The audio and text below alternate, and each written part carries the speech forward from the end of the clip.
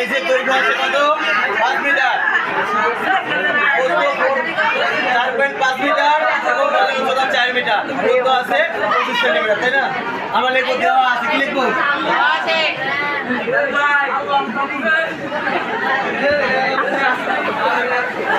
কি দেওয়া আছে বলতো? ঘরের মেজের দৈর্ঘ্য, মেজের দৈর্ঘ্য কত আছে? 5 মিটার। মেজের প্রস্থ কত? 5 মিটার। মেজের উচ্চতা কত? 4 মিটার। উচ্চতা কত আছে? 4 মিটার। দূরত্ব কত? 25 সেন্টিমিটার। সেন্টিমিটার কি বের করলে 100 দ্বারা? হ্যাঁ, 0.25।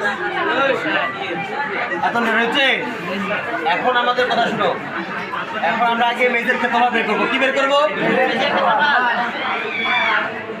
মেজের ক্ষেত্রফল। দৈর্ঘ্য গুণন প্রস্থ গুণ করো তো এটা কত হয়?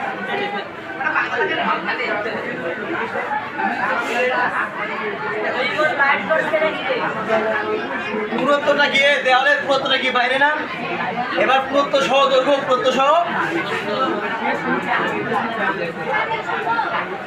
সহ দৈর্ঘ্য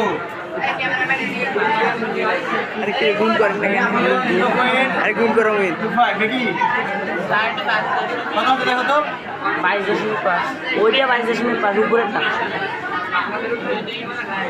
কত দিলেন? বর্গ মিটার। তারপরটা কেন কত হচ্ছে দেখো তো?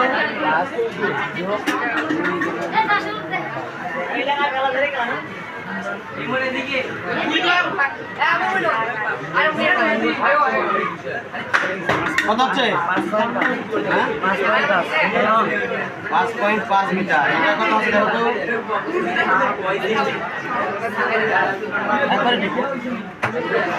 এই দেখো এবার পুরুত্ব সহ ক্ষেত্রফল। পুরুত্ব সহ কি? দৈর্ঘ্য প্রস্তুত হবে 7.2 কথা বলতে